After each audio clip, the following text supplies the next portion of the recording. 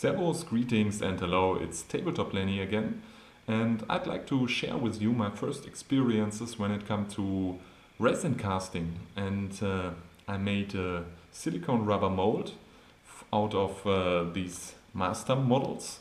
This is a brickwork for a 20 to 30 millimeter scale, and this is for a smaller scale, which is H0, the most common scale for model trains in Europe.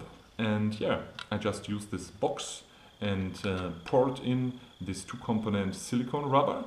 While pouring it in, I punched on the table to make the small air bubbles come up to the surface. And yeah, the mold works out really nice. These are the results out of it. And this is not the first cast. While doing the first cast, the resin do not hardens proper. And I think this depends on mixing the resin in the cups. And it's the most important thing when you cast with resin that you mix both components proper together. And for this I watched a tutorial video afterwards to make sure how to mix proper resin. And I got a trick to mix with 2 cups. You mix it in 1 cup, make sure that it's equally mixed, and then you pour it in another cup. This makes sure that you don't have rests of unmixed resin components in the inside of the cup. So you just put the mixed resin into a second cup and then you pour it in your mold.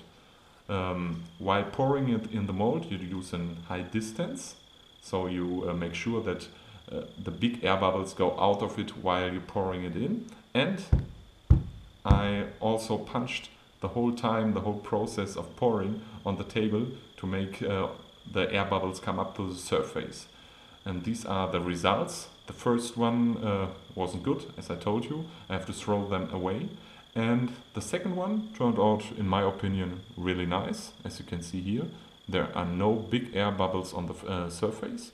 And perhaps you can find some mini air bubbles, but I'm satisfied with this cast. And you can see on the other side, which is the top side, that there are some small air bubbles on the surface, which depends on the punching on the table that really makes these small air bubbles come up.